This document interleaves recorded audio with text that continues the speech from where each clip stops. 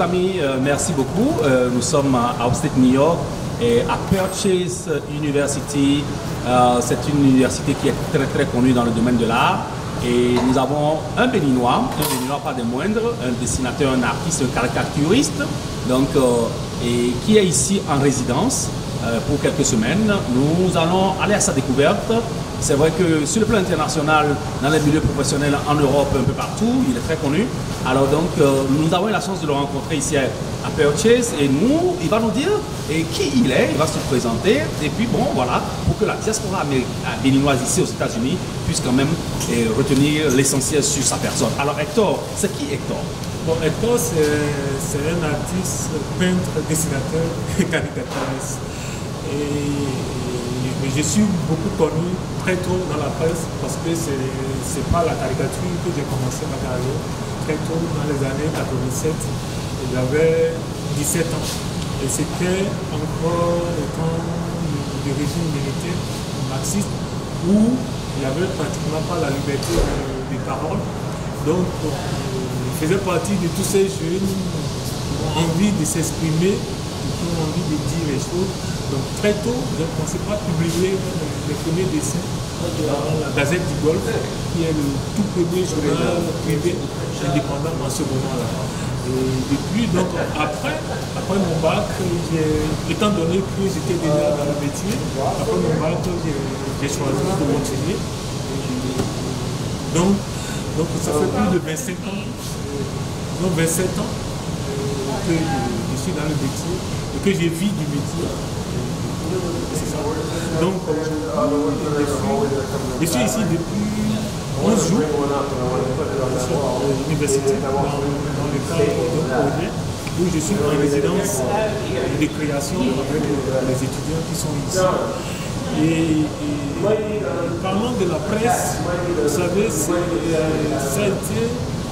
a été une arme de conquête, une arme qui a amené les Béninois à avoir la conférence des forces vives de la nation et à enclencher le processus démocratique dont nous jouissons tous aujourd'hui. Vous savez, le chemin a été long et au début, quand j'avais 17 ans, j'ai décidé, je ne savais pas ce que c'était être engagé. Je faisais mes dessins, j'écrivais les choses. Je ne savais même pas, c'est des années après que j'ai commencé à tu es un artiste engagé. Et c'est là où j'ai commencé à prendre conscience de la force du dessin et du rôle que j'ai joué dans ma société, dans mon pays Bénin et sur le plan international. Et ce que je voudrais rajouter aussi, c'est que très tôt, à la naissance de la presse privée, la caricature était déjà présente dans nos journaux. Il y avait déjà des caricatures dans les journaux. Après, Gazette du Golfe, Capital Express, Forum, Hebdo et d'autres journaux qui ont suivi ont utilisé des caricaturistes pour faire des manchettes, pour illustrer des pages. Et l'aspect qui me paraît très important, c'est que on a une démocratie et beaucoup de pays africains envient le Bénin. Notre démocratie qui marche, qui est un modèle. Oui, qui est un modèle et qui progresse malgré les petits poids. C'est normal. Il y a des pays qui ont 200 ans de démocratie. Mais nous, on a une démocratie de quelqu'un. Donc c'est normal qu'il y ait cette petite liberté. Et moi, quand j'ai commencé ce travail, je me suis jamais posé la question si ma vie sera menacée ou bien non. Pour moi, c'est naturel. Et je joue un rôle qui est le mien pour le développement, pour l'enracinement de la démocratie dans mon pays. Donc quand je dessine, je ne me pose même pas de questions. Aujourd'hui, vous allez derrière nous, il y a un journal. Vous regardez, les journaux dans le background. Voilà. Et il y a le déchaîné du jeudi qui vient d'avoir 2 mois. C'est un nouveau journal satirique qui est né et qui parle de tout dans notre société et qui parle de tout le monde, que ce soit du côté de l'opposition ou de la mouvance, comme on se plaît à le dire. C'est indépendant. Absolument. Donc on parle de tout et je pense que c'est très important pour une démocratie qui veut avancer parce que certains hommes politiques pensent que le seul fait que soit on publie un article sur eux, ou bien on dessine, on les caricature dans un journal, on est contre eux. En fait, non. Ça fait partie des outils de la démocratie, de la liberté d'expression. Donc je pense que les hommes politiques doivent comprendre que tout journaliste, tout caricaturiste, tout photographe qui fait son travail, il ne le fait pas pour les nuire. C'est la première des choses. Qui comprennent que chacun joue son rôle. On est là pour dire ce qui ne va pas, ce qui va, que ça soit du côté où l'homme politique se retrouve. Et il ne faudrait pas que les hommes politiques pensent tout le temps que parce que le journaliste a reçu de l'argent de terre, a fait ceci. Non. Le journaliste est dans son rôle. C'est vrai, il y a des dérapages, mais ce n'est pas seulement au Bénin, c'est partout dans le monde. Il y a des journalistes qui ont des positions. Il y a des journaux, même en France. Quand vous prenez, par exemple, tel journal, on connaît ce côté. Il est de gauche, il est de droite. Mais ça ne les empêche pas de mettre au premier plan ce qui est la nation. Et c'est leur rôle. Et je pense que notre rôle, et les hommes politiques, il faudrait qu'ils le comprennent. Maintenant, je vais m'adresser à mes frères journalistes. Parce que depuis quelques années, la presse est devenue un fonds de commerce. Je me rappelle bien quelques années, les Burkinabés, les Togolais, les Maliens, les Musulmans, ils venaient se faire former dans le journalisme au Bénin. Ils venaient s'inspirer de l'expérience béninoise. Aujourd'hui, c'est le contraire. Aujourd'hui, notre presse écrite a été... c'est devenu autre chose. Quand tu prends aujourd'hui nos journaux, tu ne lis plus l'information. C'est de la désinformation. Absolument. Il y a beaucoup de désinformation, il y a beaucoup juste de communication, de communiquer. Il ne faudrait pas que les gens s'étonnent que les gens n'achètent plus les journaux. Parce que, je me rappelle au moment où on avait commencé, dans le temps, malgré qu'il y avait d'autres journaux, les Béninois achetaient les journaux. C'est parce que les Béninois, ils trouvaient les informations qu'ils cherchaient dans la presse. De l'autre côté, je pense que c'est très important. Et ceux qui ont des écoles du journalisme au Bénin, qui m'entendent très bien. Il y a beaucoup de journalistes aujourd'hui qui ne savent pas écrire. Non, ils ne savent pas écrire. Et quand tu prends le journal, tu lis des phrases que j'ai. Mais non. Le sujet, le verbe complément, c'est le minimum. C'est la base. Absolument. Mais les journalistes aujourd'hui, j'ai l'impression qu'il y a plein de jeunes qui sont dans le métier aujourd'hui et qui oublient qu'au fait, il faudrait qu'ils parlent bon français pour que les lecteurs puissent les comprendre. Et ce n'est pas ce qui se fait. Je sais pas, ça dit parfois même tu lis deux colonnes, tu ne comprends rien de ce que le journaliste est en train de dire. Mais c'est ça. Donc, il faudrait quand même que ceux qui forment aujourd'hui les journalistes, dans les écoles, ou encore dans les rédactions, les secrétaires des rédacteurs, les rédacteurs en chef et les directeurs de publication revoient la façon dont les jeunes écrivent. La question de la formation se repose. Absolument. Ça n'en a pas notre pays. Le Bénin, sur le plan la langue française, écrire la langue française et parler la langue française, on est les meilleurs. On a été tout le temps cité comme modèle. C'était pas pour rien qu'on appelait le quartier latin de l'Afrique. Et c'est plus ça. C'est plus ça que nous remarquons dans les journaux. C'est pareil au niveau de la caricature.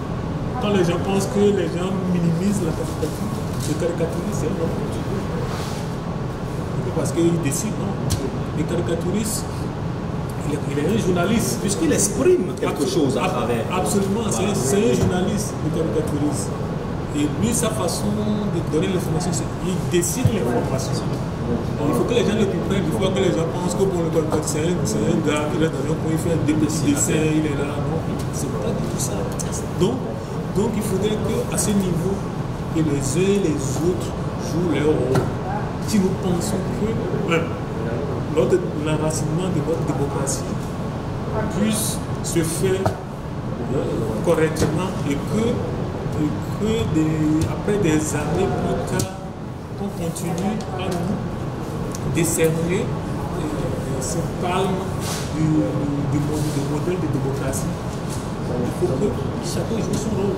Les hommes politiques, les journalistes, même les populations, les radios, les télévisions, tout le monde puisse jouer son rôle. Et ce qui est important, il faut que ceux qui sont au pouvoir fassent beaucoup attention. Vouloir empêcher les gens de parler, c'est tordre beaucoup à notre démocratie. Ça se retourne toujours contre vous. Absolument. Tôt ou tard. Parce que ce qui se passe, vous ne pouvez pas frapper un enfant, il lui est interdit de pleurer. Ça, c'est pas possible. Et déjà, quand on voit ce qui se passe au Bénin sur certains plans, on a tendance que les gens ne veulent, certains ne veulent pas que les gens s'expriment. Mais non. La presse, les médias, c'est le quatrième pouvoir. Hein. Dans notre constitution, c'est clair. Hein. C'est le quatrième pouvoir. Donc il ne faut pas que les gens pensent qu'ils arrivent au pouvoir, qu'ils vont empêcher les gens de s'exprimer. Au contraire, il faudrait qu'ils aident les gens à s'exprimer et à dire clairement les choses, à dire ce qui existe. Dans les partis politiques, au niveau de ceux qui dirigent le pays, il faudrait qu'ils facilitent l'accès aux informations aux journalistes. S'ils veulent éviter les désinformations, qu'ils facilitent l'accès aux informations aux journalistes. Parce que ça, c'est un problème dans notre pays.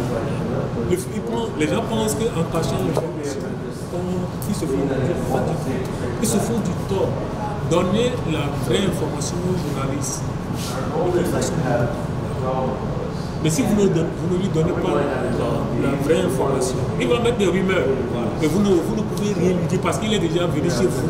Vous ne lui avez pas donné la bonne information. Mais il a eu d'autres informations. Et ce qu'il a eu, c'est ça qu'il a publié. Donc étant donné que l'information est la nourriture du journaliste, il a besoin de cette nourriture pour fonctionner. Donc, donnez-lui cette information. N'empêchez plus les gens d'avoir accès à l'information. Surtout au niveau de certains partis politiques, mais au niveau de nos autorités, on attend tout le temps tendance à empêcher les gens d'avoir l'information. Donnez-lui l'information. Qu'ils en fassent ce qu'ils veulent. Quitte après, vous pouvez dire, mais attendez, mais écoutez, mais ce n'est pas ce qui a été dit, ce n'est pas ce qu'on vous a donné comme information. Mais vous ne leur donnez pas l'information, et puis derrière, vous ne pensez pas les traiter dessus. Des journalistes comme chacun n'a qu'à jouer son rôle et que tout ira bien. Moi je dis la démocratie béninoise,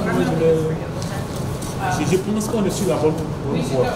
C'est-à-dire, il y a toujours un espoir. Autant non, il y a des petits couacs, mais quand je vois mon pays comparé à plein d'autres pays, je pense quand même qu'on est sur la bonne voie. Déjà l'alternance, on n'en a pas ça se passe très bien. On ne l'a pas dans tous les pays africains, l'alternance. Et nous, chez nous, ça se passe. Chaque institution joue son rôle. Il y a la séparation des pouvoirs.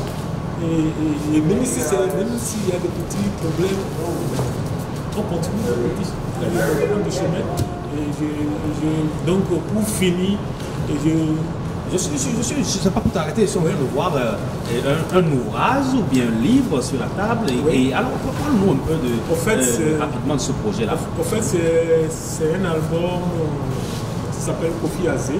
C'est une petite bande dessinée sociopolitique que j'ai écrit et publié. Et ça paraît déjà. Et depuis, oui, ça paraît depuis. Et c'est une bande dessinée qui parle un peu.